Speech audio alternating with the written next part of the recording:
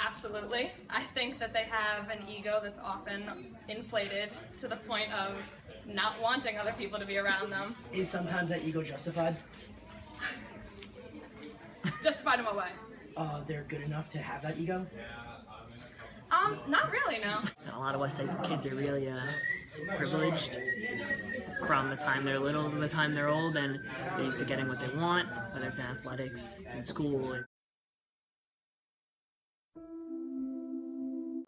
It depends who it is, but more often than not, they're kind of pointless, and I don't really talk to them or associate with them. Yeah.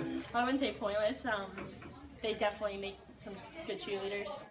I think that stereotype's BS because we're not all illiterate jocks, You could say bullshit. and it's bullshit.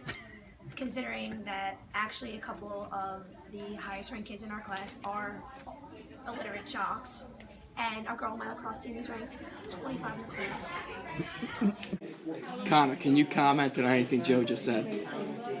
It was pretty. It was like an attack on people, but I agree with it, my dude. Those West Islip athletes are very egotistical. They think that they play sports and they're the best. The media plays a large part in shaping social groups and norms. Movies are one of the various mediums in which this is accomplished. Jocks are often portrayed in movies as empty-headed, naive, and contributing nothing except their athletic abilities. So how come we never met? My mom didn't want anyone to know she had a kid with Ned. That makes sense. Yeah. Sisters were practically family and all. My dad says we should just keep an eye on each other, you know? Yeah, why not? Next time you could get there before they take me to the toilet. You got it. This is good.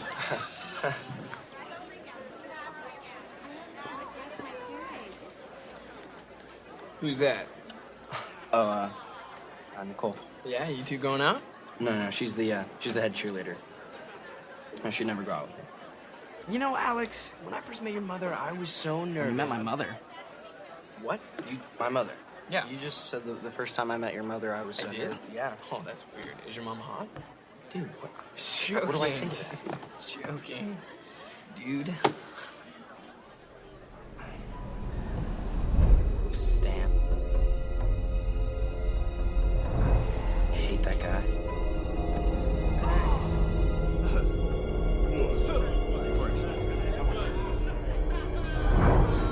Is that the guy who taped you to the toilet? Yeah. Yesterday, he shoved me in a washing machine in my own house. What was that jerk doing at your house? It's Maggie's boyfriend. Maggie has a boyfriend? Wow. I'm very disappointed in your sister. He's looking. Don't make eye contact. He's kind of temperamental, and you're looking. I'll look at it. Stop it, stop it, stop it. Hey, Twinkle Douche. If I wanted you in the cafeteria, I would have taped you to a lunch lady. You little punk. You don't talk to him that way. Yeah? What are you gonna do?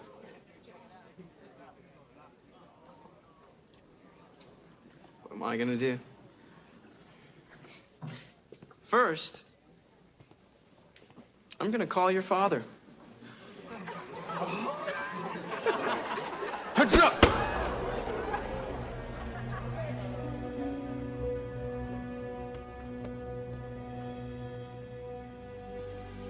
Give me my ball back, bitch.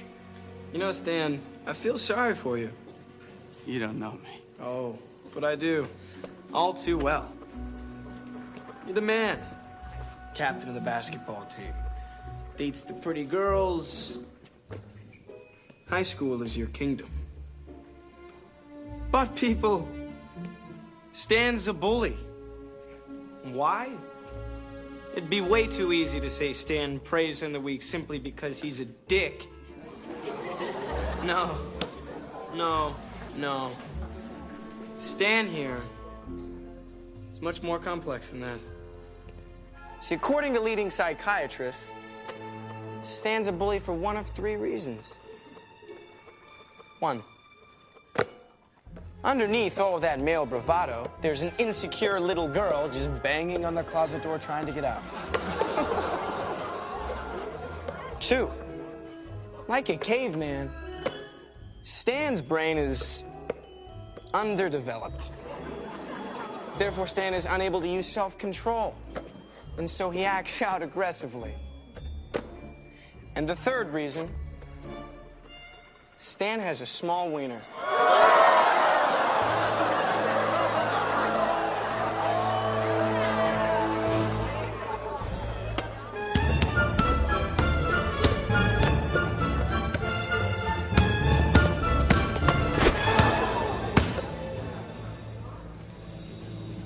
Don't hurt yourself, big boy.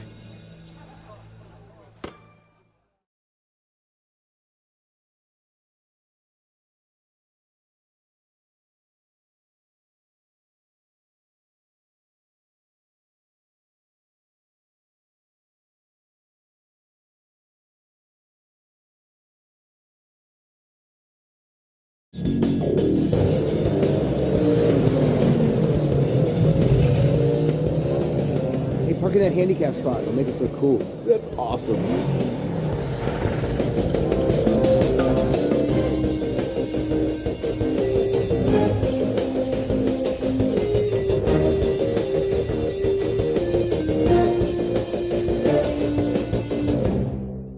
Dude, everybody's two-strapping it.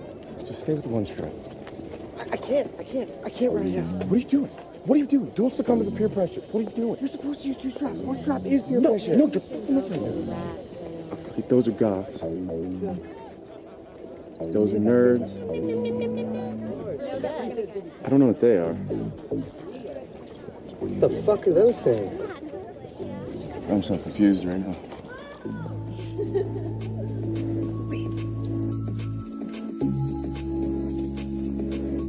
Whoa.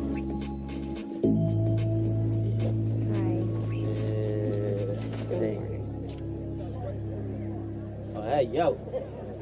Hey. Is that your car? Yeah. What's that thing get, 10 miles to the gallon? No, try like 7. What about you? Biodiesel, dog. Smells like egg rolls. Yeah, it does. Runs on leftover fry oil from Hunan Palace. But we try to ride bikes when we can, global crisis and whatnot. Whatever, man. I don't care about anything. Oh, you don't care about the environment? It's kind of fucked up, man. Hey, will y'all shut the hell up? I'm trying to study. Look at him. He's trying. He's actually trying. What a nerd. Look at the nerd. Look at the nerd. Look at him. Look at the nerd. Who you calling a nerd, man? I'm sorry, what? Oh! Shit, dude. Hey, are you okay, man? Hey, what the hell? Are you serious? I'll turn that gay-ass music off. You punched me because I'm gay? What? No, Oh, come on. That's not cool, man. That is really insensitive. I didn't punch him because he's gay. I punched him, and then he's happened to turn out to be gay afterwards. I was gay when you punched me. In a weird way, it might have been homophobic not to punch you just because you were gay. Right. You punched a little gay black kid in the face? It's not even second period. Excuse me, fellas. I think we should just write our papers. Look, just because you live in here doesn't give you the right to be a pain in the ass, so knock it off! It's a free country. He's just doing it to get a rise out of you. Just ignore him. Sweets. You couldn't ignore me if you tried. So,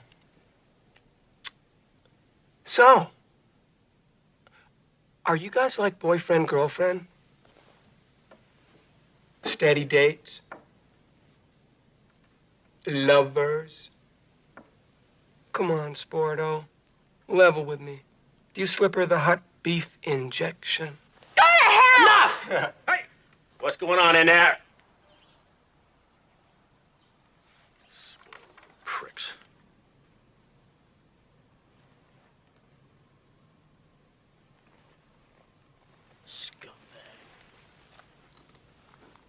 What do you say we close that door? We can't have any kind of party with Vernon checking us out every few seconds. Well, you know the doors are supposed to stay open. So what? So why don't you just shut up? There's 4 other people in here, you know. God, you can count. See, I knew you had to be smart to be a wrestler. Who the hell are you to judge anybody anyway? Really? You know, Bender, you don't even count. I mean, if you disappear forever, it wouldn't make any difference. You may as well not even exist at this school. Well, I'll just run right out and join the wrestling team. Maybe the prep club, too. Student council. Nah, they wouldn't take you. I'm hurt. You know why guys like you knock everything? Oh, this should be stunning. It's because you're afraid. Oh, God, you Richies are so smart. That's exactly why I'm not heavy in activities. You're a big coward. I'm in a math club. See, you're afraid that they won't take you. You don't belong, so you just have to dump all over it. Well, wouldn't have anything to do with you activities people being assholes now, would it? Well, you would know. You don't even know any of us. Well, I don't know any lepers either, but I'm not going to run out and join one of their fucking clubs. So let's watch the mouth, huh? I'm in the physics club, too. Excuse me a sec. What are you babbling about? Well, what I'd said was I'm in the math club, the Latin club, and the physics club. Physics club. Hey, Jerry. Do you belong to the physics club? That's an academic club. So? So academic clubs aren't the same as other kinds of clubs. Ah, but the dorks like him, they are. What do you guys do in your club? In physics, well, we talk about physics, properties of physics. So it's sort of social. Demented and sad, but social. The development of cults are inevitable. When a group of people do the same thing every day together, cults occur. While they are fun for the people involved, they usually become annoying to those around them, inciting conflict. The girls during soccer and then the same girls during the girl season, because the rest of West Side Sports isn't really that bad. They're the worst. They all really don't like each other and talk about each other behind each other's backs. But in group chats and when there's fights at parties, they always are the first ones to get ready to fight with other people.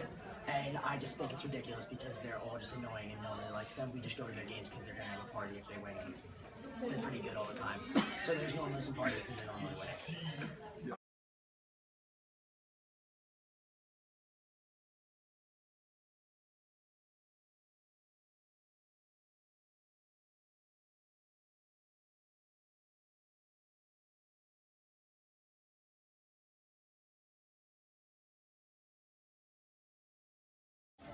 Sometimes I think that as an athlete, we do get special treatment, and not discrimination in a bad way, sometimes in a good way, that they're a little more lenient with us because they understand that we might have a big game or a practice that we can't get our work in on time.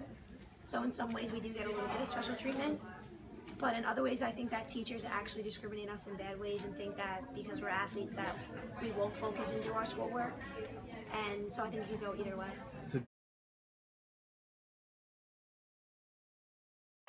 Special treatment for athletes was never more evident than the UNC men's basketball scandal that gained national attention 2 years ago when a whistleblower came out and detailed the academic fraud that the school was committing to allow the basketball players and the program, the largest revenue-generating sect of the school, to continue to recruit and play at a high level while in the classroom continuing to underachieve at a historically low level. One of the athletes to come forward was Rashad McCants. I didn't write any papers, but I know that the tutors did help guys write papers, but for some of the premier players, we didn't write our papers. When it was time to turn in our papers for our paper classes, we would get a call from our tutors. We would all pack up in one big car or 2 or 3 cars, carpool over to the tutor's house and basically get our papers and go about our business.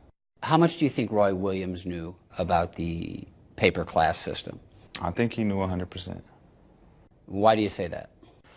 because it's hard for anybody not to know about the fact that we're taking African American study courses and we don't have to go to class. I think that's very obvious, especially when, you know, he has his coaches checking our classes and checking our schedules and checking our grades. It was something that was part of the program.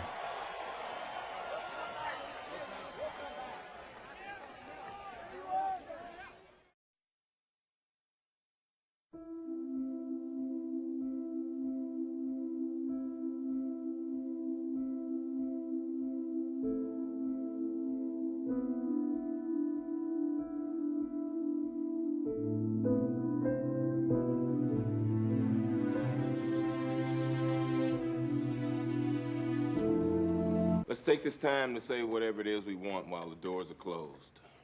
You have the floor. This is about us.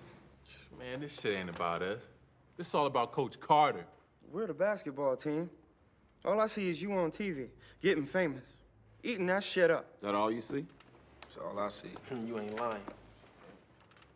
Well, let me tell you what I see. I see a system that's designed for you to fail. Now, I know you all like stats, so let me give you some.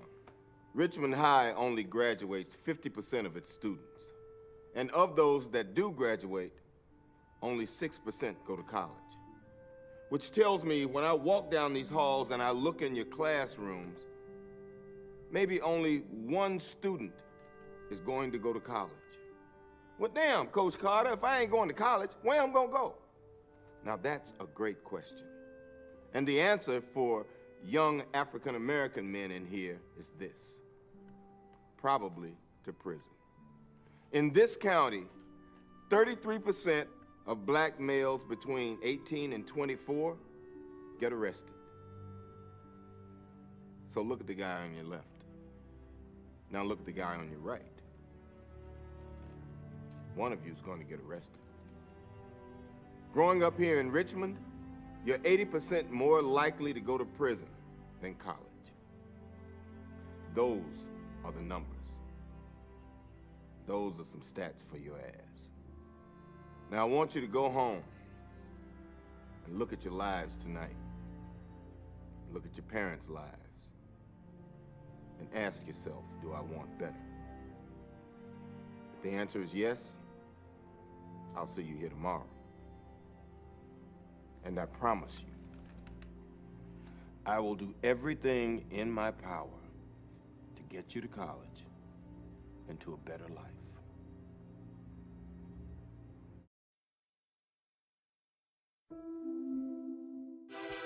The Jerry Sandusky case was one that garnered a ton of media attention in 2011. The assistant Penn State football coach was caught molesting young kids at a camp multiple times by another assistant coach. It was then reported up the ladder to legendary coach Joe Paterno, the winningest coach in NCAA Division I football history, who forwarded that to university president. The president decided it would be best to sweep it under the rug and not go to the police about it. He didn't want to damage the school and program's prestigious reputation.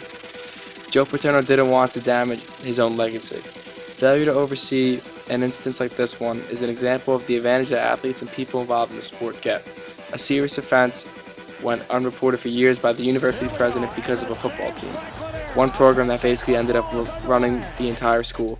It is a bad example for young athletes to see that even someone as legendary and powerful as Joe Paterno and the president of a university can succumb to failure of oversight.